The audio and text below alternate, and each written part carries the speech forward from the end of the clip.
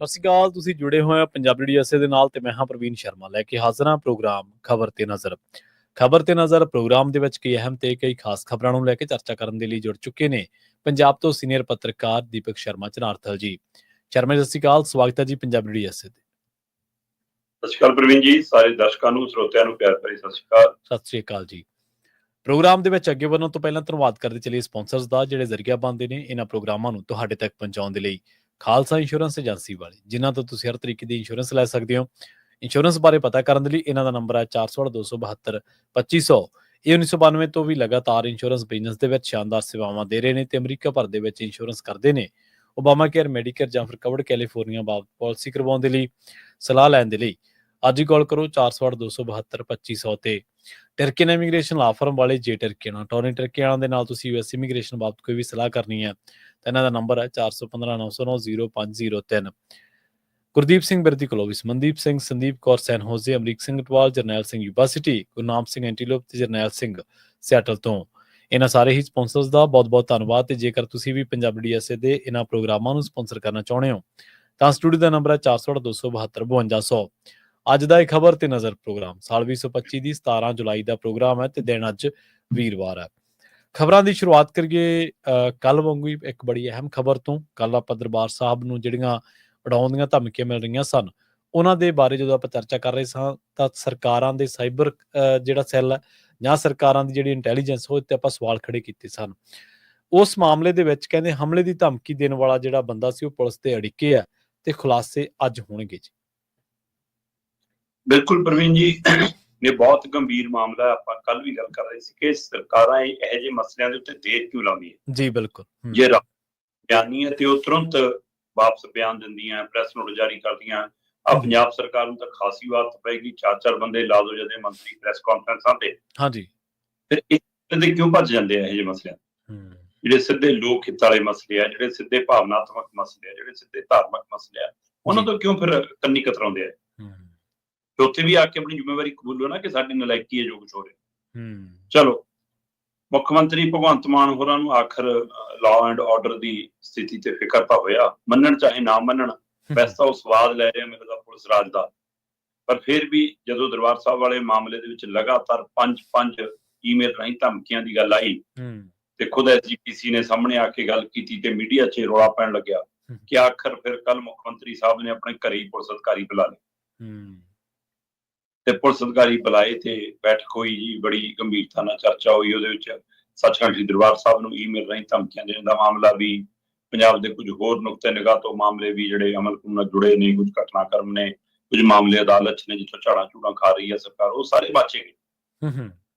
ਤੋ ਇਹ ਸਾਰੀ ਪ੍ਰਕਿਰਿਆ ਦਾ ਫਾਇਦਾ ਇਹ ਹੋਇਆ ਕਿ ਸ਼ਾਮ ਢਲਦਿਆਂ ਜਾਣਕਾਰੀ ਮਿਲਣ ਲੱਗੀ ਕਿ ਜੀ ਅੰਮ੍ਰਿਤਸਰ ਪੁਲਿਸ ਨੇ ਬੰਦਾ ਵੀ ਪਛਾਣ ਲਿਆ, ਬੰਦਾ ਅੜਿੱਕੇ 'ਚ ਵੀ ਲੈ ਲਿਆ ਤੇ ਹੋ ਅੱਜ ਪੁਲਿਸ ਕੋਈ ਪ੍ਰੈਸ ਕਾਨਫਰੰਸ ਕਰਕੇ ਇਹਦੇ ਬਾਰੇ ਸੱਚ ਸਾਹਮਣੇ ਲਿਆ।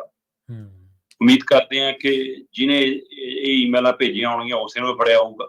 ਸਹੀ, ਬਿਲਕੁਲ ਉਮੀਦ ਇਹ ਵੀ ਉਮੀਦ ਰੱਖਦੇ ਹਾਂ ਅਸੀਂ ਕਿ ਉਸੇ ਬੰਦੇ ਤੇ ਕਾਰਵਾਈ ਹੋਈ ਹੋਊਗੀ। ਸੋ ਦੱਸਿਆ ਜਾ ਰਿਹਾ ਕੋਈ ਸੰਜੀਵ ਦੁਬੇ ਨਾਂ ਦਾ ਬੰਦਾ ਕੋਈ, ਠੀਕ ਹੈ, ਤੇ ਉਹ ਪੁਲਿਸ ਦੇ ਅੜਿੱਕੇ। ਵੈਸੇ ਕੱਲ ਸ਼ਾਮ ਤੱਕ ਅਧਿਕਾਰਕ ਤੌਰ ਤੇ ਪੁਲਿਸ ਨੇ ਕੋਈ ਗੱਲ ਸਾਂਝੀ ਨਹੀਂ ਕੀਤੀ ਸੀ। ਮੀਡੀਆ ਦੇ ਹਵਾਲੇ ਨਾਲ ਵੀ ਤੇ ਅੰਮ੍ਰਿਤਸਰ ਤੋਂ ਮਿਲ ਰਹੀ ਜਾਣਕਾਰੀ ਦੇ ਹਵਾਲੇ ਨਾਲ ਵੀ ਗੱਲ ਕਰ ਰਹੇ ਕਿ ਕੁਝ ਅਜਿਹਾ ਜਾਣਕਾਰੀ ਮਿਲੀ ਹੈ ਕਿ ਸ਼ਾਇਦ ਕੋਈ ਇਹ ਬੰਦਾ ਪੁਲਿਸ ਦੇ ਅੜਿੱਕੇ ਹੈ ਜੀ। ਤੇ ਪਰ ਇਹ ਸਾਰੀ ਕਾਰਵਾਈ ਦੇ ਦਰਮਿਆਨ 6ਵੀਂ ਈਮੇਲ ਆਉਣ ਦੀ ਵੀ ਖਬਰ ਹੈ। ਠੀਕ ਹੈ, ਫਿਰ ਜੇ ਅੜਿੱਕੇ ਤੇ 6ਵੀਂ ਈਮੇਲ ਕਿਹਨੇ ਭੇਜਤੀ? ਨਹੀਂ, ਹੁਣ ਹੋ ਸਕਦਾ ਉਹ ਈਮੇਲ ਪਹਿਲਾਂ ਆਈ ਹੋਵੇ ਤੇ ਬੰਦਾ ਬਾਅਦ ਚੋਂ ਚੱਕਿਆ ਹੋਵੇ। ਹਾਂਜੀ, ਇਹ ਵੀ ਹੋ ਸਕਦਾ, ਸਮਾਂ ਵੀ ਹੋ ਸਕਦਾ, ਜਾਂ ਇਹ ਵੀ ਹੁੰਦਾ ਕਿ ਇਕੱਲਾ ਇੱਕ ਬੰਦਾ ਨਹੀਂ, ਇਹਦੇ ਵਿੱਚ ਹੋਰ ਤਰ੍ਹਾਂ ਵੀ ਇਨਵੋਲਵ ਹੋਣ। ਸੋ ਉਹ ਬੜੀ ਸਪਸ਼ਟ ਹੋਣੀ ਬਾਕੀ ਆ। ਸੋ 6ਵੀਂ ਈਮੇਲ ਦੀ ਵੀ ਚਰਚਾ ਹੈਗੀ ਆ ਤੇ ਦੇਖਦੇ ਹਾਂ ਜੀ ਅੱਜ ਫਿਰ ਉਹਦੀ ਸ਼ਨਾਖਤ ਕਰਾਉਂਦੇ ਆ, ਉਸਨੂੰ ਮੀਡੀਆ ਸਾਹਮਣੇ ਪੇਸ਼ ਕਰਦੇ ਆ, ਉਹਨੂੰ ਅਦਾਲਤ 'ਚ ਪੇਸ਼ ਕਰਦੇ ਆ। ਇਸ ਗੱਲ ਨੂੰ ਕਿਵੇਂ ਅੱਗੇ ਲੈ ਕੇ ਜਾਂਦੇ ਆ ਇਹਦੇ ਉੱਤੇ ਨਜ਼ਰ ਰਹੇਗੀ।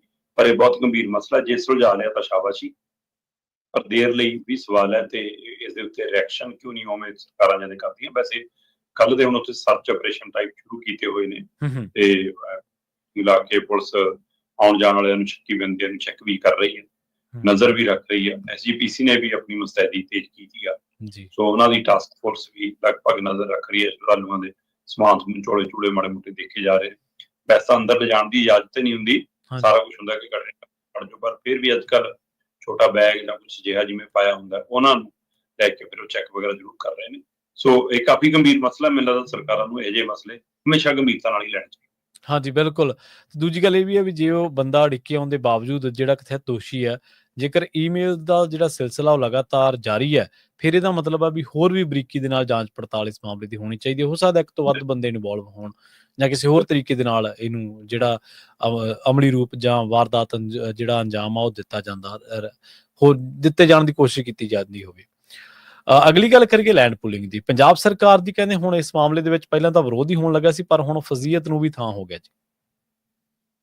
ਬਿਲਕੁਲ ਪ੍ਰਵੀਨ ਜੀ, ਮੈਂ ਪਹਿਲੇ ਦਿਨ ਤੋਂ ਗੱਲ ਕਰਦਾ ਰਿਹਾ ਜਦੋਂ ਸਰਕਾਰ ਲੈਂਡ ਪੂਲਿੰਗ ਵਾਲੀ ਯੋਜਨਾ ਨੂੰ ਅਜੇ ਕਾਗਜ਼ਾਂ ਤੇ ਉਤਾਰਨ ਨੂੰ ਫਿਰਦੀ ਸੀ। ਠੀਕ ਹੈ ਜੀ। ਮੈਂ ਉਹ ਗੱਲ ਕਰਦਾ ਆ ਰਿਹਾ ਕਿ ਇਹ 3 ਖੇਤੀ ਕਾਨੂੰਨ ਬਾਗ ਮਾਮਲਾ ਹੈ, ਇਹ ਜ਼ਮੀਨਾਂ ਖੋਹਣ ਵਾਲਾ ਮਾਮਲਾ ਹੈ। ਪਿੱਛੇ ਇੱਕ ਬੜੀ ਭੂ ਮਾਫੀਆ, ਜਿਹੜਾ ਆਪਾਂ ਲੈਂਡ ਮਾਫੀਆ ਕਹਿੰਦੇ ਆ, ਉਹ ਖੜਾ ਹੈ ਤੇ ਉਹਦੀਆਂ ਤਾਰਾਂ ਜੜਾਂ ਦਿੱਲੀ ਤੋਂ ਅੱਗੇ ਤੱਕ ਜੁੜੀਆਂ ਹੈ ਤੇ ਜਿਹਦੀਆਂ ਤਾਰਾਂ ਦਿੱਲੀ ਜੁੜੀਆਂ ਉਹ ਫਿਰ ਉਹ ਕਿਸੇ ਵੀ ਪਲੱਗ 'ਚ ਲੱਗ ਜਾਂਦੀਆਂ, ਛੋਟਾ ਬੜਾ ਪਲੱਗ ਕੋਈ ਹੋਵੇ, ਉਹਦੀ ਕੇਜਰੀਵਾਲ ਨਾਲ ਵੀ ਜਾਰੀ ਹੋਊਗੀ ਤੇ ਉਹਨਾਂ ਦੀ ਮੋਦੀ ਨਾਲ ਵੀ ਜਾਰੀ ਹੋਊਗੀ ਜੀ। ਸਹੀ ਹੈ। ਤੇ ਸਾਡੇ ਵਾਲੇ ਤਾਂ ਦਿੱਲੀ ਵਾਲਿਆਂ ਨਾਲ ਰਾਜਨੀਤਿਕ ਤਰ੍ਹਾਂ ਦਾ ਜੱਫੀਆਂ ਪਾਉਣ ਲਈ ਕਾਹਲੀਆਂ ਰਹਿੰਦੀਆਂ, ਜਿੱਥੋਂ ਇਹਨਾਂ ਨੂੰ ਫੰਡ ਆਉਂਦਾ ਦਿਖਦਾ ਹੈ, ਕਿੱਸਾ ਗਰਮ ਹੁੰਦਾ ਦਿਖਦਾ ਹੈ, ਤਾਂ ਉੱਥੇ ਜਦੋਂ ਤਿਆਰ ਹੋ ਜਾਂਦੇ। ਸੋ ਇਹ ਸਾਰੀ ਰਾਜਨੀਤਿਕ ਜਮਾਤ ਦਾ ਮਸਲਾ। ਸਹੀ ਗੱਲ ਹੈ। ਇੱਕ ਪਾਰਟੀ ਜਾਂ ਇੱਕ ਸਰਕਾਰ ਦਾ ਮਸਲਾ ਨਹੀਂਗਾ, ਰੋਗ ਹੈ, ਸਮੁੱਚੀ ਰਾਜਨੀਤਿਕ ਜਮਾਤ ਦਾ ਮਸਲਾ ਹੈ ਕਿ ਅੱਜ ਦੀ ਰਾਜਨੀਤਿਕ ਜਮਾਤ ਸੋ ਕਾਲਡ ਕਾਰਪੋਰੇਟ ਘਰਾਣਿਆਂ ਦੀ ਹੋ ਕੇ ਰਹਿ ਗਈ ਹੈ, ਲੋਕਾਂ ਦੀ ਨਹੀਂ ਹੈ। ਸਹੀ, ਬਿਲਕੁਲ। ਤੋ ਇਸ ਲਈ ਲੈਂਡ ਪੂਲਿੰਗ ਵਾਲਾ ਮੁੱਦਾ ਜਦੋਂ ਲੋਕਾਂ ਦੀ ਨਜ਼ਰ ਦੇ ਵਿੱਚ ਗੰਭੀਰ ਮਸਲਾ ਬਣਿਆ ਤੇ ਧਰਾਤਲ ਤੇ ਪਿੰਡ ਪੱਧਰ ਤੇ ਕਿਸਾਨਾਂ ਦੇ ਪੱਧਰ ਦੇ ਉੱਤੇ ਇਹਨਾਂ ਸੰਸਥਾਵਾਂ ਦੇ ਪੱਧਰ ਦੇ ਉੱਤੇ ਚੇਤਨਾ ਜਾਗੀ ਤਾਂ ਰਾਜਨੀਤਿਕ ਤਰ੍ਹਾਂ ਨੂੰ ਲੱਗਿਆ ਕਿ ਤਾਂ ਲੋਕ ਇਨਵੋਲਵ ਹੋ ਰਹੇ ਨੇ ਤੇ ਜਿੱਥੇ ਭੀੜ ਇਕੱਤਰ ਹੋਣ ਲੱਗ ਜਾਵੇ ਉੱਥੇ ਰਾਜਨੀਤਿਕ ਤਰ੍ਹਾਂ ਨੇ ਆਉਣਾ ਹੀ ਆਉਣਾ ਹੁੰਦਾ, ਫਿਰ ਉਹਨਾਂ ਨੂੰ ਵੋਟ ਬੈਂਕ ਦਿਖਣ ਲੱਗ ਜਾਂਦਾ। ਇਸ ਮਾਮਲੇ ਦੇ ਵਿੱਚ ਵੀ ਅਕਾਲੀ ਕਹਿੰਦੇ ਅਸੀਂ ਪਹਿਲ ਕੀਤੀ ਹੈ, ਕਾਂਗਰਸੀ ਕਹਿੰਦੇ ਕਿ ਅਸੀਂ ਵੀ ਧਰਨਾ ਲਾਇਆ ਆ, ਬੀਜੇਪੀ ਵਾਲੇ ਕਹਿੰਦੇ ਅਸੀਂ ਵੀ ਤੁਹਾਡੇ ਧਰਨਿਆਂ 'ਚ ਬੈਠੇ ਆ, ਉਹੀ ਬੀਜੇਪੀ ਹੈ ਜਿਹੜੀ ਦਿੱਲੀ ਉਲਟ ਬੈਠਦੀ ਸੀ। ਸਹੀ ਗੱਲ, ਬਿਲਕੁਲ। ਸੋ ਇਹ ਮਤਲਬ ਕਿ ਇਹ ਵੀ ਪਛਾਣ ਕੇ ਰੱਖਣ ਦੀ ਲੋੜ ਹੈ। ਚਲੋ, ਪਰ ਪੰਜਾਬ ਸਰਕਾਰ ਨੇ ਜਦੋਂ ਲੈਂਡ ਪੂਲਿੰਗ ਵਾਲੀ ਪਾਲਿਸੀ ਲਿਆਂਦੀ ਤਾਂ ਉਹਦੇ ਨਾਲ ਨਿਯਮਾਵਲੀ ਨੂੰ ਧਿਆਨ 'ਚ ਰੱਖਦੇ ਕੁਝ ਤਾਂ ਕਾਗਜ਼ੀ ਪੱਤਰੀ ਕਾਰਵਾਈ ਕਰਨੀ ਪੈਂਦੀ ਹੈ। ਸੋ ਕਾਗਜ਼ੀ ਕਾਰਵਾਈ ਦੇ ਵਿੱਚ ਇਹਨਾਂ ਨੇ 1 ਮਹੀਨੇ ਦਾ ਸਮਾਂ ਦਿੱਤਾ ਵੀ ਕਿ ਇਤਰਾਜ਼ ਪ੍ਰਗਟਾਏ ਜਾ ਸਕਦੇ 1 ਮਹੀਨੇ ਦੇ ਅੰਦਰ ਅੰਦਰ। ਤੇ ਉਹ ਇਤਰਾਜ਼ ਪ੍ਰਗਟਾਉਣ ਦੇ ਲਈ ਪਲੇਟਫਾਰਮਾਂ ਜੀ ਆਨਲਾਈਨ ਉਪਲਬਧ ਹੈ ਜੀ, ਇਹ ਪੋਰਟਲ ਤੇ ਹੈ ਜੀ। ਹੁਣ ਆਪਣੇ ਲਈ ਤਾਂ ਕਿੱਥੇ ਜਿਹਨਾਂ ਕੋਲ ਬਟਨ ਵਾਲੇ ਫੋਨ ਨੇ ਪੁਰਾਣੇ ਪਿੰਡਾਂ 'ਚ ਬਜ਼ੁਰਗਾਂ ਕੋਲ, ਜਾਂ ਜਿਹੜੇ ਉਵੇਂ ਸੋਸ਼ਲ ਮੀਡੀਆ ਵਾਲੀਆਂ ਇਹਨਾਂ ਸਾਈਟਾਂ ਸੂਟਾਂ ਤੋਂ ਪੋਰਟਲਾਂ ਤੋਂ ਅਣਜਾਣ ਨੇ। ਸੋ ਇਸ ਲਈ ਉਹ ਦੇਰੀ ਹੁੰਦੀ ਹੈ ਕਿ ਫਾਰਮ ਨਹੀਂ ਮਿਲਿਆ, ਕੁਝ ਇਤਰਾਜ਼ ਨਹੀਂ ਜਤਾ ਸਕੇ ਜਾਂ ਕੁਝ। ਪਰ ਜਿਹੜੀ ਅਗਲੀ ਹੈ, ਜੇ ਘਰ 'ਚ ਜਵਾਕ ਹੈਗਾ, ਕੋਈ ਆਂਢੀ ਗੁਆਂਢੀ ਦਾ ਜਵਾਕ ਹੈਗਾ, ਫਿਰ ਉਹ ਸਾਰਾ ਕੁਝ ਆਸਾਨ ਹੈ, ਫਿਰ ਕੋਈ ਗੱਲੇ ਨਹੀਂ, ਫਿਰ ਉਹ ਜਵਾਕ ਸਾਰਾ ਕੁਝ ਕਰਾ ਦਿੰਦੇ ਨੇ। ਜਾਂ ਅੱਜ ਕੱਲ੍ਹ ਸੰਸਥਾਵਾਂ, ਧਿਰਾਂ, ਨੁਮਾਇੰਦੇ ਜਿਵੇਂ ਚੇਤਨ ਨੇ, ਫਿਰ ਉਹ ਖੁਦ ਉਹਨਾਂ ਤੱਕ ਪਹੁੰਚ ਕਰਦੇ ਨੇ ਜਿਹੜੇ ਪਿੰਡਾਂ 'ਚ ਜਿਨ੍ਹਾਂ ਦੀ ਕਿਸਾਨਾਂ ਦੀ ਜ਼ਮੀਨ ਆ ਰਹੀ ਹੈ ਲੈਂਡ ਪੂਲਿੰਗ। ਸੋ ਹੋਇਆ ਇਹ ਜੀ ਕਿ 1 ਮਹੀਨੇ ਦਾ ਸਮਾਂ ਦਿੱਤਾ ਸੀ। ਠੀਕ ਹੈ। ਜਦੋਂ ਸਰਕਾਰ ਪਹਿਲੇ 8-10 ਦਿਨ ਦੇਖੇ ਕਿ ਲੈ ਵੀ ਇਹ ਤਾਂ ਸਾਰਾ ਖਲਾਰਾ ਸਾਡੇ ਉਲਟ ਪੈ ਰਿਹਾ, ਇਤਰਾਜ਼ ਤਾਂ ਸਾਡੇ ਉਲਟੇ ਆ ਰਹੇ ਨੇ, ਹੱਕ 'ਚ ਤਾਂ ਕੋਈ ਆ ਹੀ ਨਹੀਂ ਰਿਹਾ, ਤੇ ਫਿਰ ਦਿਨ ਘਟਾ ਕੇ 15 ਦਿਨ ਕਰਤੇ। ਮਤਲਬ ਅਜਿਹੇ ਲੋਕ ਧਿਰਾਂ ਨਾਲ ਜੁੜੇ ਮਸਲਿਆਂ 'ਚ ਦਿਨ ਵੱਧਦੇ ਸੁਣਿਆ ਮੈਂ, ਘਟਦੇ ਨਹੀਂ ਸੁਣੇ। ਸਹੀ ਗੱਲ, ਬਿਲਕੁਲ। ਤੋ ਇਹਨਾਂ ਨੇ ਜੀ ਹੁਣ ਘਟਾਏ ਤੇ 15 ਦਿਨ, ਤੇ ਉਹ ਕੱਲ ਆਖਰੀ ਦਿਨ ਸੀ 17 ਜੁਲਾਈ। ਠੀਕ ਹੈ। 2 ਜੁਲਾਈ ਤੋਂ 17 ਤੱਕ ਦਾ ਵਕਫਾ ਸੀ, 15 ਦਿਨ ਪੂਰੇ ਹੋ ਗਏ ਤੇ 15 ਦਿਨ ਪੂਰੇ ਹੋਣ ਤੋਂ ਬਾਅਦ 6100 ਤੋਂ ਵੱਧ ਇਤਰਾਜ਼ ਸਰਕਾਰ ਦੇ ਖਿਲਾਫ ਆਏ ਨੇ, ਸਰਕਾਰ ਦੀ ਯੋਜਨਾ ਦੇ ਖਿਲਾਫ ਆਏ ਨੇ, ਲੈਂਡ ਪੂਲਿੰਗ ਦੇ ਖਿਲਾਫ ਆਏ ਤੇ ਸਿਰਫ 5 ਦੇ ਕਰੀਬ ਦੱਸੇ ਜਾ ਰਹੇ ਨੇ ਕਿ ਜਿਹੜੇ ਇਹਨਾਂ ਦੇ ਹੱਕ 'ਚ ਆਏ ਨੇ।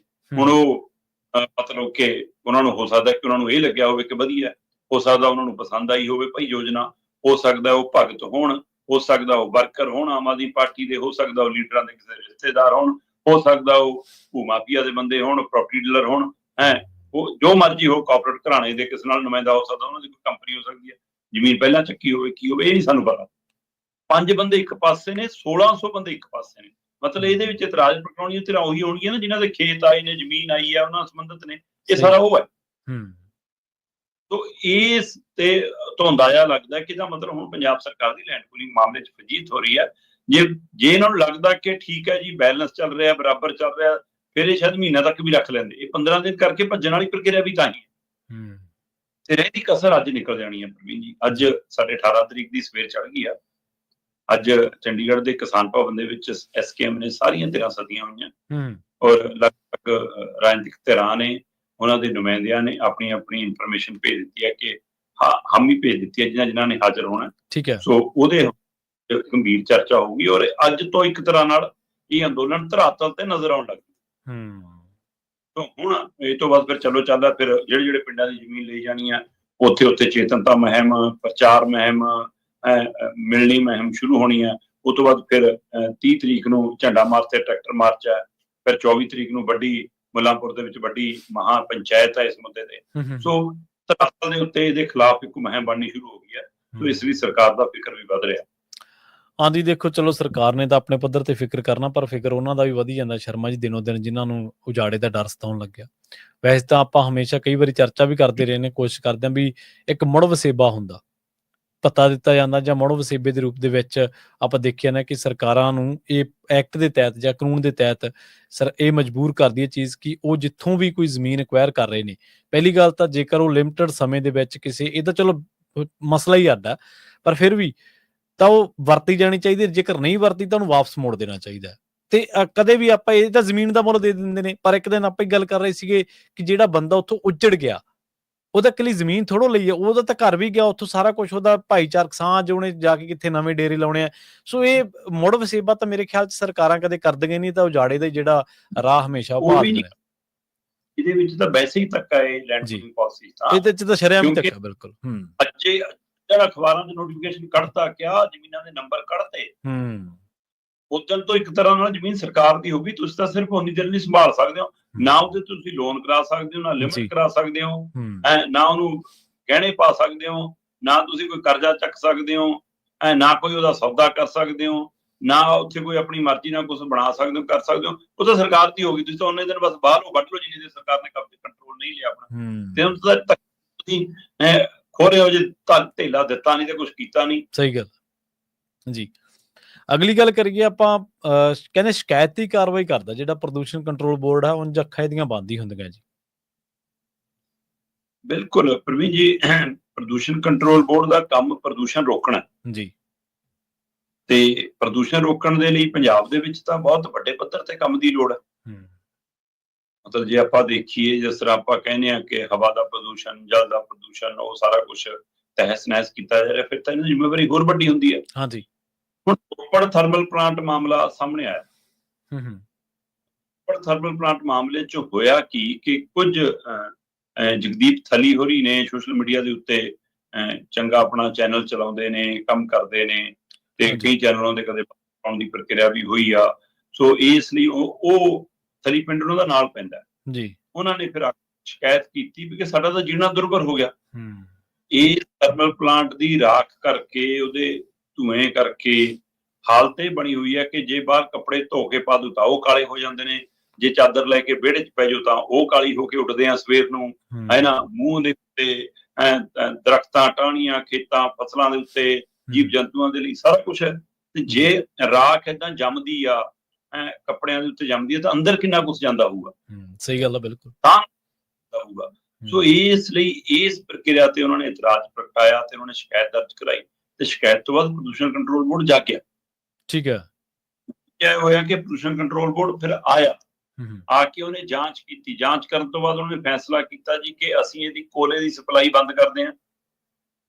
ਤੇ ਕਿਉਂਕਿ ਆਪਾਂ ਪਹਿਲਾਂ ਵੀ ਕਈ ਵਾਰ ਗੱਲ ਕੀਤੀ ਹੈ ਕਿ ਡਾਈ ਇੰਡਸਟਰੀ ਔਰ ਕੋਲਾ ਇੰਡਸਟਰੀ ਹੁਣ ਨਹੀਂ ਸੂਟ ਕਰਦੀ, ਤੇ ਕਹਿੰਦੇ ਜੀ ਅਸੀਂ ਕੋਲੇ ਦੀ ਸਪਲਾਈ ਬੰਦ ਕਰਦੇ ਹਾਂ, 5 ਕਰੋੜ ਦਾ ਜੁਰਮਾਨਾ ਲਾਉਂਦੇ ਹਾਂ ਰੋਪੜ ਥਰਮਲ ਪਲਾਂਟ ਨੂੰ, 15 ਦਿਨਾਂ ਦੇ ਅੰਦਰ ਅੰਦਰ ਇਹਨੂੰ ਅਦਾਇਗੀ ਕਰਨੀ। ਉਹਨਾਂ ਨੇ ਕੁਝ ਨੁਕਤੇ ਨੇ ਜਿਹੜੇ ਸਾਹਮਣੇ ਆਏ ਨੇ, ਮੈਂ ਨੁਕਤੇ ਸਾਂਝੇ ਕਰ ਦੇਣਾ। ਉਹ ਕਹਿੰਦੇ ਜੀ ਵਾਤਾਵਰਨ ਨਿਯਮਾਂ ਦੀ ਉਲੰਘਣਾ ਦੇ ਦੋਸ਼ ਹੇਠ ਪਲਾਂਟ ਚਲਾਉਣ ਦੀ ਮਨਜ਼ੂਰੀ ਰੱਦ ਕੀਤੀ ਜਾਂਦੀ ਹੈ। ਤਲਾਬਾਂ ਦੇ ਆਲੇ ਦੁਆਲੇ ਪੱਕੇ ਬੰਨ ਨਾ ਹੋਣ ਕਾਰਨ ਸਵਾਹ ਦੀ ਲੀਕੇਜ ਦਾ ਖਤਰਾ ਕੀ ਹੈ? ਲੀਕੇਜ ਹੋ ਰਹੀ ਹੈ ਤਾਂ ਹੀ ਆਲੇ ਦੁਆਲੇ ਜਾ ਰਹੀ ਹੈ। ਸਿਸਟਮ ਦੀ ਘਾਟ ਕਾਰਨ ਸਵਾਹ ਵਾਲੇ ਪਾਣੀ ਦੇ ਸਤਲੁਜ ਦਰਿਆ 'ਚ ਸ਼ਾਮਲ ਹੋਣ ਦੀ ਸੰਭਾਵਨਾ ਹੈ। ਸ਼ਾਮਲ ਹੋਣ ਦੀ ਸੰਭਾਵਨਾ ਨਹੀਂ, ਉੱਥੋਂ ਨਾਲੇ ਰਾਹੀਂ ਉਹ ਰਹਿੰਦ ਖੁਦ ਭੇਜਦੇ, ਉਹ 'ਚ ਜਾਂਦਾ। ਸਵਾਹ ਨਾਲ ਭਰੀਆਂ ਸੜਕਾਂ ਉੱਤੇ ਆਵਾਜਾਈ ਕਾਰਨ ਲਗਾਤਾਰ ਵੱਧ ਹੋ ਰਿਹਾ ਪ੍ਰਦੂਸ਼ਣ। ਦਰਜ ਕੀਤੇ ਸਵਾਹ ਉਤਪਾਦਨ ਅਤੇ ਉਸਦੇ ਇਸਤੇਮਾਲ ਸੰਬੰਧੀ ਡੇਟਾ ਵਿੱਚ ਬੇਨੀਮੀਆਂ ਪਾਈਆਂ ਗਈਆਂ। ਪਲਾਂਟ ਦੀ ਸਾਰੀ ਰਹਿੰਦ ਖੁੰਦ ਬਿਨਾਂ ਸੋਚਿਆਂ, ਬਿਨਾਂ ਸੋਧਿਆਂ ਸਤਲੁਜ ਦਰਿਆ ਨਾਲ ਜੁੜੇ ਸਾਰੇ ਨਾਲੇ ਵਿੱਚ ਪਾਈ ਜਾ ਰਹੀ ਹੈ। ਮਤਲਬ ਜਿਹੜੇ ਸਤਲੁਜ ਜਾ ਕੇ ਗਿਰਦੇ ਨੇ ਨਾਲੇ, ਉਹਨਾਂ ਤੁਸੀਂ ਰਹਿੰਦ ਖੂੰਹਦ ਸੁੱਟਦੇ ਹੋ, ਤੇ ਇਹਦਾ ਮਤਲਬ ਫਿਰ ਉਹ ਤੁਸੀਂ ਸਤਲੁਜ ਦਰਿਆ ਤੋਂ ਉੱਥੋਂ ਹੀ ਰੋਪੜ ਤੋਂ ਹੀ ਸਮਝ ਲਓ, ਦੇਖ ਲਓ ਕਿਸ ਕਦਰ ਹੋ ਕੇ ਜਾ ਰਿਹਾ ਪ੍ਰਦੂਸ਼ਿਤ ਹੈ ਨਾ। ਤੇ ਫਿਰ ਥਰਮਲ ਪਲਾਂਟ ਲਾਜ਼ਮੀ ਪ੍ਰਗਤੀਸ਼ੀਲ ਉਪਯੋਗਤਾ ਟੀਚਿਆਂ ਨੂੰ ਪੂਰਾ ਕਰਨ ਵਿੱਚ ਅਸਫਲ ਰਿਹਾ, ਜੋ ਨਿਯਮ ਸੀਗੇ ਉਹਦਾ ਪਾਲਣ ਨਹੀਂ ਕਰ ਰਿਹਾ। ਠੀਕ ਹੈ ਜਨਾਬ, ਇੱਕ ਪਾਸੇ ਤਾਂ ਪ੍ਰਦੂਸ਼ਣ ਕੰਟਰੋਲ ਬੋਰਡ ਇਸ ਸ਼ਿਕਾਇਤ ਦੇ ਉੱਤੇ ਰੋਪੜ ਥਰਮਲ ਪਲਾਂਟ ਤੇ ਕਾਰਵਾਈ ਕਰ ਰਿਹਾ, ਦੂਜੇ ਪਾਸੇ ਇਹੀ ਮਾਨ ਸਰਕਾਰ ਆਈ ਸੀ ਜਦ ਇਹ ਪ੍ਰਦੂਸ਼ਣ ਕੰਟਰੋਲ ਬੋਰਡ ਕਿੱਥੇ ਸੀਗਾ ਜਦੋਂ ਮੱਥੇ ਵੜਾ ਲਾਉਣ ਲੱਗੇ ਸੀ ਪ੍ਰੋਜੈਕਟ। ਹਾਂਜੀ ਸਹੀ ਗੱਲ, ਇਹ ਤਾਂ ਲੋਕ ਜਾਗੇ, ਲੋਕਾਂ ਨੇ ਦੇਖੀਆਂ ਸੀ ਰਿਪੋਰਟ। ਫਿਰ ਉਸ ਤੋਂ ਬਾਅਦ ਜੀਰਾ ਸ਼ਰਾਬ ਫੈਕਟਰੀ ਮਾਮਲੇ ਦੇ ਵਿੱਚ ਇਹੀ ਪ੍ਰਦੂਸ਼ਣ ਕੰਟਰੋਲ ਬੋਰਡ ਸੀਗਾ ਜਿਹੜੇ ਸੈਂਪਲ ਭਰ ਕੇ ਲਾਏ ਸੀ ਉੱਥੋਂ ਪਾਣੀਆਂ ਦੇ, ਤੇ ਪਾਣੀਆਂ ਦੇ ਸੈਂਪਲ ਪਾਸ ਕਰਤੇ ਸੀ ਇਹਨਾਂ ਨੇ। ਉਹ ਤਾਂ ਨੈਸ਼ਨਲ ਗ੍ਰੀਨ ਟ੍ਰਿਬਿਊਨਲ ਉਹ ਆਇਆ ਇਨਵੋਲਵ ਹੈ, ਬਿਲਕੁਲ ਉਹਨੇ ਕੀਤੀ ਕਿ ਆ ਲਓ ਜੀ ਪਾਣੀ ਸੈਂਪਲ ਫੇਲ ਨੇ, ਤਾਂ ਤੁਸੀਂ ਭੱਜੇ। ਫਿਰ ਹੁਣ ਤਾਂ ਤੁਸੀਂ ਉਹਦੇ ਬਾਵਜੂਦ ਵੀ, ਲੋਕਾਂ ਦੇ ਚੇਤਨ ਹੋਣ ਦੇ ਬਾਵਜੂਦ ਵੀ, ਤੁਸੀਂ ਚਮਕੌਰ ਸਾਹਿਬ ਵੀ ਮਨਜ਼ੂਰੀ ਦਿੱਤੀ ਸੀ ਜੀ ਗੱਤਾ ਫੈਕਟਰੀ ਦੀ। ਲੋਕਾਂ ਨੇ ਆਪ ਜਿਹੜਾ ਕੀਤੀ, ਆਪ ਕੇਸ ਲੜਿਆ ਤੇ ਅਫਸਰਾਂ ਨੂੰ ਜਵਾਬ ਨਹੀਂ ਆਇਆ, ਭਜਾਏ। ਤੇ ਹੁਣ ਇਸੇ ਤਰ੍ਹਾਂ ਸੀਮੈਂਟ ਫੈਕਟਰੀ ਵਾਲੇ ਮਾਮਲੇ 'ਚ ਲੋਕ ਜਾਗਰੂਕ ਹੋ ਗਏ। ਤੇ ਹੁਣ ਫਾਇਦਾ ਇਹ ਹੁੰਦਾ ਹੈ ਕਿ ਜਿਹੜੇ ਖੇਤਰ ਦੇ ਇਹ ਸਮਝ ਰੱਖਦੇ ਆ ਲੋਕ, ਜਿਹੜੇ ਆਰਗੂ ਕਰ ਸਕਦੇ ਆ, ਵਿਚਾਰ ਚਰਚਾ ਕਰ ਸਕਦੇ ਆ, ਸੰਵਾਦ ਕਰ ਸਕਦੇ ਆ, ਸਵਾਲ ਕਰ ਸਕਦੇ ਆ, ਉਹ ਆਪਸ ਵਿੱਚ ਯੂਨਿਟੀ ਹੋਣ ਲੱਗੀ ਆ ਉਹਨਾਂ ਦੀ। ਠੀਕ ਹੈ, ਜਦੋਂ ਪੰਜਾਬ 'ਚ ਕਿਤੇ ਮਾਮਲਾ ਹੁੰਦਾ ਫਿਰ ਇੱਕ ਦੂਜੇ ਨੂੰ ਹਾਕ ਮਾਰਦੇ ਕਿ ਆ ਜਾ ਬਾਈ ਆ ਹੋ ਗਿਆ, ਇਕੱਠੇ ਹੋ ਜਾਈਏ, ਇਹ ਚੰਗਾ। ਤੇ ਫਿਰ ਅਫਸਰਾਂ ਨੂੰ ਬਾਣੀ ਪਾ ਲੈਂਦੇ ਆ, ਫਿਰ ਭਜਾ ਲੈਂਦੇ ਆ। ਤੇ ਪ੍ਰਦੂਸ਼ਣ ਕੰਟਰੋਲ ਬੋਰਡ ਨੂੰ ਜੇ ਸ਼ਿਕਾਇਤ ਦੇ ਉੱਤੇ ਰੋਪੜ ਥਰਮਲ ਪਲਾਂਟ ਦੀ ਕਾਰਵਾਈ ਦਿੱਤੀ ਤਾਂ ਅੱਖਾਂ ਨਹੀਂ ਖੁੱਲੀਆਂ, ਬਾਕੀ ਹੋਰ ਕੁਝ ਨਹੀਂ ਦਿਖਦਾ। ਬਿਲਕੁਲ ਸਹੀ। ਤੇ ਇਸੇ ਦਾ ਆਪ ਤੇ ਕਹਿਣਗੇ ਅਸੀਂ ਬਾਕੀ ਥਰਮਲ ਪਲਾਂਟ ਵੀ ਚੈੱਕ ਕਰ ਲੈਣੇ ਆ ਭਾਈ, ਅਸੀਂ ਬਾਕੀ ਡਾਈ ਇੰਡਸਟਰੀ ਵੀ ਚੈੱਕ ਕਰ ਲੈਣੇ ਆ ਭਾਈ, ਅਸੀਂ ਡੈਰੀ ਉਦਯੋਗ ਵਾਲੇ ਚੈੱਕ ਕਰ ਲੈਣੇ ਜਿਹੜੇ ਸਾਰਾ ਬੁੱਢਾ ਦਰਿਆ ਦੇ ਵਿੱਚ ਪਾ ਰਹੇ ਨੇ, ਅਸੀਂ ਉਹ ਫੈਕਟਰੀਆਂ ਵੀ ਚੈੱਕ ਕਰਦੇ ਜਿਹੜੇ ਸਾਰੇ ਬੁੱਢਾ ਦਰਿਆ 'ਚ ਪਾ ਰਹੇ ਨੇ। ਕਦੋਂ ਕਰਨੀ ਉਹ ਕਾਰਵਾਈ? ਤੇ ਤੁਸੀਂ ਤਾਂ ਉਲਟਾ ਹੋ ਜਾਈ, ਇੰਡਸਟਰੀ ਨੂੰ ਅਜੇ ਵੀ ਮਨਜ਼ੂਰੀਆਂ ਦੇਣ ਨੂੰ ਫਿਰਦੇ। ਸੋ ਇਸ ਲਈ ਠੀਕ ਹੈ ਕਿ ਗੂਗਲ ਨੂੰ ਤਾਂ ਮਿੱਟੀ ਝਾੜਨੀ ਹੈ, ਝਾੜ ਲਓ। ਸਭ ਨੂੰ ਪਤਾ ਕਿ ਤੁਸੀਂ ਕਿਵੇਂ ਸੈੱਟ ਹੁੰਦੇ ਹੋ ਤੇ ਕਿਵੇਂ ਤੁਹਾਨੂੰ ਸੈੱਟ ਕਰ ਲਿਆ ਜਾਂਦਾ। ਇਹ ਅਫਸੋਸਜਨਕ ਹੈ, ਪਰ ਇੱਕ ਕਾਰਵਾਈ ਨਾਲ ਪ੍ਰਦੂਸ਼ਣ ਕੰਟਰੋਲ ਇਹ ਦਿਖਾਉਣਾ ਚਾਹੁੰਦਾ, ਦੇਖੋ ਜੀ ਅਸੀਂ ਤਾਂ ਪ੍ਰਦੂਸ਼ਣ ਦੇ ਖਿਲਾਫ ਕੰਮ ਕਰਦੇ ਹਾਂ। ਜੀ ਬਿਲਕੁਲ। ਤੇ ਉਧਰ ਕਹਿੰਦੇ ਪੰਜਾਬ ਦੀ ਜਿਹੜੀ ਮਾਨ ਸਰਕਾਰ ਆ ਉਹ ਉਦਯੋਗ ਪਾਲਿਸੀ ਲਿਆਉਣ ਦੀ ਤਿਆਰੀ ਦੇ ਵਿੱਚ ਹੈ ਜੀ। ਕਿਹੜੀ ਉਦਯੋਗ ਪਾਲਿਸੀ ਜੀ? ਪੰਜਾਬ ਦੇ ਵਿੱਚ ਕੋਈ ਆਰਥਿਕ ਪਾਲਿਸੀ ਨਹੀਂ ਹੈ, ਕੋਈ ਵਿਕਾਸ ਪਾਲਿਸੀ ਨਹੀਂ ਹੈ, ਕੋਈ ਖੇਡ ਪਾਲਿਸੀ ਨਹੀਂ ਹੈ, ਕੋਈ ਖੇਤੀ ਪਾਲਿਸੀ ਨਹੀਂ ਹੈ ਨਾ, ਕੋਈ ਸਿੱਖਿਆ ਪਾਲਿਸੀ ਨਹੀਂ ਹੈ, ਸਿੱਖਿਆ ਕ੍ਰਾਂਤੀ ਦੇਖ ਲਈ ਅਸੀਂ ਤੁਹਾਡੀ, ਕੋਈ ਸਿਹਤ ਪਾਲਿਸੀ ਨਹੀਂ ਹੈ, ਪਾਲਿਸੀ ਤਾਂ ਹੈ ਹੀ ਨਹੀਂ, ਗਰੰਟੀਆਂ ਨੇ ਤੇ ਹੁਕਮ ਨੇ। ਹੁਕਮ ਨੇ, ਸਹੀ ਗੱਲ। ਮਾਡਲ ਹੈ, ਕੇਜਰੀਵਾਲ ਮਾਡਲ ਹੈ। ਸੋ ਇਸ ਲਈ ਜਿਨ੍ਹਾਂ ਦਾ ਟੀਚਾ ਕੁਰਸੀ ਹੋਵੇ, ਜਿਨ੍ਹਾਂ ਦਾ ਟੀਚਾ ਜਿਮਨੀ ਚੋਣ ਲੜਨਾ ਹੋਵੇ, ਹੈਨਾ, ਉਹਨਾਂ ਲਈ ਫਿਰ ਇਹ ਤਾਂ ਹੁਣੇ ਤਿਆਰ ਬੈਠੇ ਨੇ ਤਰਨ ਲਈ ਜੀ, ਬੰਦਾ ਬੰਦਾ ਸ਼ਾਮਲ ਕਰ ਜੀ, ਲਿਆਓ ਜੀ। ਤੇ ਇਹਨਾਂ ਦੇ ਟੀਚੇ ਤਾਂ ਉਹ ਨੇ। ਪਰ ਸੰਜੀਵ ਅਰੋੜਾ ਜੀ ਨਵੇਂ ਉਦਯੋਗ ਮੰਤਰੀ ਬਣੇ ਨੇ, ਤੇ ਕਈ ਵਾਰ ਨਵੇਂ ਬੰਦੇ ਨੂੰ ਕੰਮ ਕਰਨ ਦਾ ਚਾਅ ਵੀ ਖਾਸਾ ਹੁੰਦਾ, ਤੇ ਉਹਨੂੰ ਲੱਗਦਾ ਵੀ ਹੋਊਗਾ ਕਿ ਸ਼ਾਇਦ ਮੈਨੂੰ ਖੁੱਲਾ ਹੱਥ ਮਿਲ ਜਾਵੇ। ਚਲੋ ਹੋ ਸਕਦਾ ਭਾਈ ਖੁੱਲੇ ਗੱਫੇ ਦੇ ਬਦਲੇ ਹੋਵੇ, ਇਹ ਤਾਂ ਉਹ ਜਾਣੇ ਹੁਣ। ਪਰ ਸੰਜੀਵ ਅਰੋੜਾ ਹੋਰਾਂ ਦੇ ਜਦੋਂ ਮੰਤਰੀ ਬਣਾਇਆ ਗਿਆ ਸੀ, ਉਹਨਾਂ ਨੂੰ ਉਦਯੋਗ ਵਿਭਾਗ ਸੌਂਪਿਆ ਗਿਆ ਸੀ, ਤਦ ਵੀ ਇਸ ਵਾਰ ਉੱਠਿਆ ਸੀ ਕਿ ਜਿਹੜਾ ਬੰਦਾ ਜਿਸ ਧੰਦੇ 'ਚ ਹੋਵੇ, ਜਿਸ ਕਾਰੋਬਾਰ 'ਚ ਹੋਵੇ, ਉਸਨੂੰ ਉਸ ਵਿਭਾਗ ਨੂੰ ਨਹੀਂ ਸੌਂਪਣਾ ਚਾਹੀਦਾ। ਵੈਸੇ ਵਿਦੇਸ਼ਾਂ 'ਚ ਤਾਂ ਇਹ ਵੀ ਨਿਯਮ ਹੈ ਕਿ ਜੇ ਤੁਸੀਂ ਇਸ ਤਰ੍ਹਾਂ ਸਰਕਾਰੀ ਸਿਆਸਤ 'ਚ ਆ ਰਹੇ ਹੋ, ਇਸ ਤਰ੍ਹਾਂ ਕਿਸੇ ਭੂਮਿਕਾ 'ਚ ਆ ਰਹੇ ਹੋ, ਸਰਕਾਰ ਦੇ ਰੋਲ 'ਚ ਆ ਰਹੇ ਹੋ, ਤਾਂ ਤੁਸੀਂ ਉਹਨਾਂ ਕਾਰੋਬਾਰਾਂ ਤੋਂ ਪਰਾਂ ਹੋ ਕੇ ਆਉਣਾ ਹੁੰਦਾ। ਤੇ ਪਰ ਇੱਥੇ ਉਲਟਾ, ਇੱਥੇ ਦਾ ਕਾਰੋਬਾਰ ਵੱਧਦੇ ਨੇ ਉਲਟਾ ਆ ਕੇ। ਇਹਨਾਂ ਨੇ ਆ ਕੇ ਕਹਿੰਦੇ ਜੀ ਅਸੀਂ 22 ਕਮੇਟੀਆਂ ਬਣਾਤੀਆਂ, ਹੁਣ 22 ਕਮੇਟੀਆਂ ਰਾਹੀਂ ਅਸੀਂ ਪੰਜਾਬ ਦੇ ਵਿੱਚ ਉਦਯੋਗਿਕ ਕ੍ਰਾਂਤੀ ਲਿਆ ਦੇਣੀ ਆ, ਅਸੀਂ ਨਵੀਂ ਉਦਯੋਗ ਨੀਤੀ ਦੇ ਰਾਹੀਂ ਉਦਯੋਗ ਲਿਆ ਰਹੇ ਹਾਂ, ਸਾਨੂੰ ਸਲਾਹ ਦੇਣਗੇ ਕਿਹੜੇ ਉਦਯੋਗ ਦੀ ਲੋੜ ਹੈ, ਕਿਹੜੇ ਕੀ ਪੰਜਾਬ ਨੂੰ ਉਦਯੋਗ ਦੀ ਲੋੜ ਹੈ।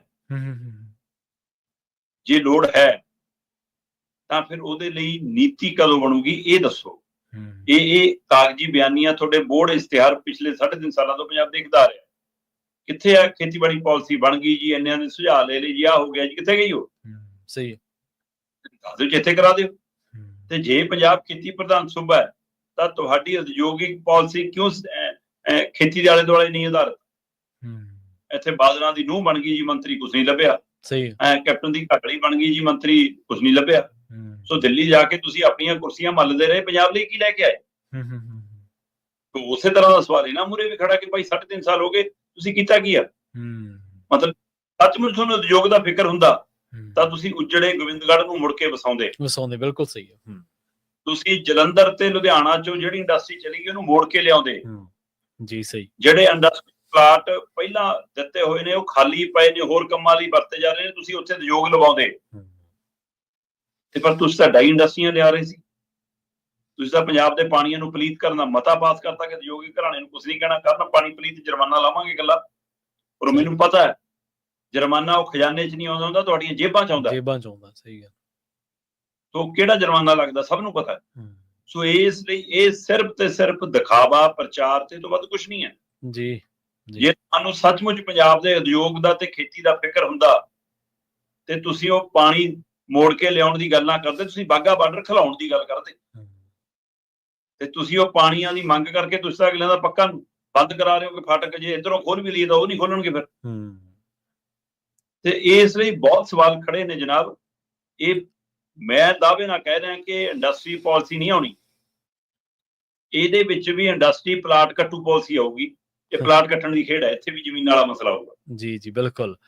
ਦੇਖੋ ਪਿੰਡ ਤਾਂ ਕਹਿੰਦੇ ਰੂੜੀਆਂ ਤੋਂ ਹੀ ਪਛਾਣ ਲੈ ਜਾਂਦਾ, ਘੀਰਾਂ ਤੋਂ ਹੀ ਪਛਾਣ ਹੋ ਜਾਂਦੀ ਹੈ। ਇਹ ਤਾਂ ਸਰਕਾਰ ਦਾ ਜਦੋਂ ਕੋਈ ਐਲਾਨ ਹੁੰਦਾ ਨਾ ਉਹਦੀ ਪਤਾ ਲੱਗ ਜਾਂਦਾ ਵੀ ਇਸ ਐਲਾਨ ਦੇ ਪਿੱਛੇ ਮਨਸ਼ਾ ਕੀ ਹੈ ਇਹਨਾਂ ਦੀ। ਵਿਕਾਸ ਲੋਕਾਂ ਦਾ ਕਰਨ ਦੀ ਮਨਸ਼ਾ ਜਾਂ ਵਿਕਾਸ ਦਿੱਲੀ ਵਾਲਿਆਂ ਦਾ ਕਰਨ ਦੀ ਮਨਸ਼ਾ। ਇੱਕ ਹੋਰ ਜਾਂਦੇ ਜਾਂਦੇ ਮਸਲੇ ਵੱਲ ਆਪਾਂ ਜ਼ਰੂਰ ਜਿਹੜੀ ਚਰਚਾ ਕਰੀਏ ਸ਼ਰਮਾ ਜੀ ਉਸ ਦੇ ਉੱਤੇ, ਉਹ ਸਮਾਜਿਕ ਮਸਲਾ ਵੀ ਹੈ, ਲਾਅ ਐਂਡ ਆਰਡਰ ਦਾ ਮਸਲਾ ਵੀ ਹੈ, ਸਰਕਾਰਾਂ ਦਾ ਮਸਲਾ ਵੀ ਹੈ। ਅਕਸਰ ਆਪਾਂ ਦੇਖਦੇ ਹਾਂ ਜਿਹੜੇ ਲਾਈਟਾਂ ਦੇ ਉੱਤੇ, ਚੌਂਕਾਂ ਦੇ ਵਿੱਚ ਛੋਟੇ ਛੋਟੇ ਬੱਚੇ ਚੱਕੇ ਹੁੰਦੇ ਬੀਬੀਆਂ ਨੇ, ਤੇ ਉਹ ਲੋਕਾਂ ਤੋਂ ਮਦਦ ਮੰਗਦੀਆਂ ਨੇ ਵਿੱਤੀ ਰੂਪ ਦੇ ਵਿੱਚ ਜਾਂ ਕੁਝ ਖਾਣ ਦੇ ਲਈ। ਉਸ ਮਾਮਲੇ ਦੇ ਵਿੱਚ ਉਹ ਕਹਿੰਦੇ ਵੀ ਹੁਣ ਸਰਕਾਰ ਇਹਦੀ ਪੜਤਾਲ ਸ਼ੁਰੂ ਕਰਨ ਜਾ ਰਹੀ ਹੈ ਵੀ ਭੀਖ ਮੰਗਣ ਵਾਲੀਆਂ ਦੇ ਜਿਹੜੇ ਕੁੱਛੜ ਚੁੱਕੇ ਜਵਾਕ ਆ, ਇਹ ਕੀ ਵਾਕਈ ਉਹਨਾਂ ਦੇ ਨੇ ਜਾਂ ਕੋਈ ਹੋਰ ਇਹਦੇ ਪਿੱਛੇ ਕੋਈ ਖੇਡ ਖੇਡੀ ਜਾ ਰਹੀ ਹੈ, ਕੋਈ ਧੰਦਾ ਕੀਤਾ ਜਾ ਰਿਹਾ। ਪ੍ਰਵੀਨ ਜੀ, ਆਪਾਂ ਨਾ ਸ਼ੁਰੂ ਦੀਆਂ ਪੁਰਾਣੀਆਂ ਜੀ ਹਿੰਦੀ ਫਿਲਮਾਂ 'ਚ ਦੇਖੋ ਤਾਂ ਉਹ ਜਿਹੇ 'ਚ ਬੜੇ ਦ੍ਰਿਸ਼ ਹੁੰਦੇ ਸੀ ਕਿ ਜਵਾਕ ਚੱਕ ਲਏ ਜੀ, ਉਹਨਾਂ ਦੇ ਹੱਥ ਵੱਢ ਕੇ ਜੀ ਭੀਖ ਮੰਗਾਉਂਦੇ ਨੇ ਜੀ, ਹੈ ਨਾ।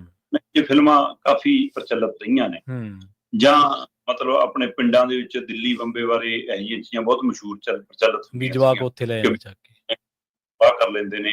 ਅੱਛਾ, ਅਕਸਰ ਤੁਸੀਂ ਦੇਖੋਗੇ ਵੀ ਕਿ ਦਿੱਲੀ, ਬੰਬੇ, ਕਲਕੱਤਾ ਜਿਹੇ ਭੀੜ ਭੜੱਕੇ ਵਾਲੇ ਸ਼ਹਿਰਾਂ 'ਚ ਰੇਲਵੇ ਸਟੇਸ਼ਨਾਂ, ਬੱਸ ਅੱਡਿਆਂ ਤੇ ਤੁਹਾਨੂੰ ਇਹੋ ਜਿਹੇ ਬੰਦੇ ਬਹੁਤ ਦਿਖਣਗੇ, ਹੈ ਨਾ, ਜਿਹਦਾ ਅੰਗ ਵੱਢਿਆ ਜਾਂ ਕੁਛ।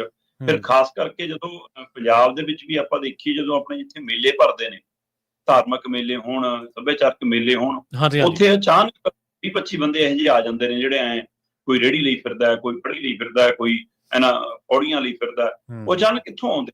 ਮਤਲਬ ਉਹਨਾਂ ਤੋਂ ਤੁਰ ਫਿਰ ਨਹੀਂ ਹੋ ਰਿਹਾ, ਰਾਤੋਂ ਰਾਤ ਉਹ ਕਿੱਥੋਂ ਆ ਜਾਂਦੇ ਨੇ ਤੇ ਕੌਣ ਸਵੇਰ ਨੂੰ ਲੈ ਜਾਂਦਾ ਉਹਨਾਂ ਨੂੰ? ਸਹੀ ਹੈ, ਬਿਲਕੁਲ। ਇਹਦੇ ਪਿੱਛੇ ਫਿਰ ਇਹਦਾ ਮਤਲਬ ਦੋ ਪਹਿਲੂ ਨੇ। ਇੱਕ ਪਹਿਲੂ ਤਾਂ ਇਹ ਹੁੰਦਾ ਕਿ ਬੰਦਾ ਕਿਰਤ ਨਹੀਂ ਕਰਨਾ ਚਾਹੁੰਦਾ ਜਾਂ ਕਿਰਤ ਕਰਨ ਦੀ ਉਹਦੇ ਕੋਲ ਸਰੀਰਕ ਸਮਰੱਥਾ ਨਹੀਂ ਗੀ, ਇਸ ਲਈ ਉਹ ਭੀਖ ਮੰਗਣ ਲਈ ਮਜਬੂਰ ਹੈ। ਇੱਕ ਇਹਦੇ ਪਿੱਛੇ ਇੱਕ ਇੰਡਸਟਰੀ ਕੰਮ ਕਰਦੀ ਹੈ, ਇੱਕ ਕਾਰੋਬਾਰ ਕੰਮ ਕਰਦਾ, ਇੱਕ ਠੇਕੇਦਾਰ ਕੰਮ ਕਰਦਾ, ਇੱਕ ਧਿਰ ਕੰਮ ਕਰਦੀ ਹੈ ਜਿਹੜੀ ਇਹਨੂੰ ਮੈਨੇਜ ਕਰਦੀ ਹੈ ਕਿ ਉਹਦੇ ਪੀਲੇ ਨੇ, ਉਹਦੇ ਕਿਰਾਏਦਾਰ ਨੇ, ਉਹਦੀ ਤਨਖਾਹ ਤੇ ਰੱਖੇ ਦਿਹਾੜੀਦਾਰ ਨੇ, ਉਹਦੇ ਲਈ ਕੰਮ ਕਰਦੇ। ਇਹ ਦ੍ਰਿਸ਼ ਹੁਣ ਪੰਜਾਬ 'ਚ ਵੱਡੀ ਗਿਣਤੀ 'ਚ ਵਧਣ ਲੱਗਿਆ। ਠੀਕ ਹੈ। ਪੰਜਾਬ ਦੇ ਵੱਡੇ ਸ਼ਹਿਰ, ਕਸਬੇ, ਚੌਂਕ, ਚੁਰਾਹੇ, ਗਲੀ, ਬਾਜ਼ਾਰ ਦੇ ਵਿੱਚ ਜਿਹੜੀ ਦੁਕਾਨ ਦੇ ਬਾਹਰ ਖਾਣ ਪੀਣ ਵਾਲੀ ਦੇ ਵੱਧ ਭੀੜ ਲੱਗਦੀ ਹੈ, ਉੱਥੇ ਅਕਸਰ ਇਹ ਤੁਹਾਨੂੰ ਤੁਰਦੇ ਫਿਰਦੇ ਦਿਖ ਜਾਣਗੇ। ਤੇ ਉਹ ਕਈ ਵਾਰ ਸ਼ੰਕੇ ਪੈਦਾ ਇਸ ਲਈ ਵੀ ਹੁੰਦੇ ਨੇ ਕਿ ਇੱਕ ਤਾਂ ਜਿਹੜੇ ਫੌੜੀਆਂ ਲੈ ਕੇ ਫਿਰਨਗੇ, ਤੁਸੀਂ ਉਹਨਾਂ ਦੇਖਿਓ, ਜਾਂ ਤਾਂ ਉਹ ਬੜਾ ਸਾਰਾ ਖੁੱਲਾ ਚਾਦਰਾ ਲਾਇਆ ਹੋਊਗਾ ਉਹਨਾਂ ਨੇ, ਜਾਂ ਬਹੁਤ ਲੰਬੇ ਤੱਕ ਘੱਗਰਾ ਜਾ ਹੋਊਗਾ ਥੱਲੇ। ਉਹਦਾ ਮਤਲਬ ਹੁੰਦਾ ਕਿ ਕੀ ਉਹਨਾਂ ਦੀ ਲੱਤਾਂ ਠੀਕ ਨੇ? ਫਿਰ ਉਹ ਡਰਾਮਾ ਹੈ ਸਾਰਾ, ਹੈ ਨਾ। ਇਹ ਵੀ ਕਈ ਵਾਰ ਪਹਿਲੂ ਉੱਭਰਦਾ। ਦੂਸਰਾ, ਇਹਦੇ ਵਿੱਚ ਜਵਾਕ ਬਹੁਤ ਦਿਖਦੇ ਨੇ, ਕਈ ਛੋਟੇ ਛੋਟੇ ਨਿਆਣੇ, ਕੋਈ ਪੈਨ ਪੜਾਉਂਦੇ, ਗੁਦਾ ਬਣ ਕੇ ਪੈਸੇ ਮੰਗਣਗੇ। ਤਾਂ ਕਈਆਂ ਦੇ ਮਾਮਲੇ 'ਚ ਔਰਤਾਂ ਨੇ ਕੁੱਛੜ ਚੁੱਕਿਆ ਹੁੰਦਾ ਜਵਾਕ, ਉਹ 99% ਜਵਾਕ ਸੁੱਤਾ ਹੀ ਰਹਿੰਦਾ।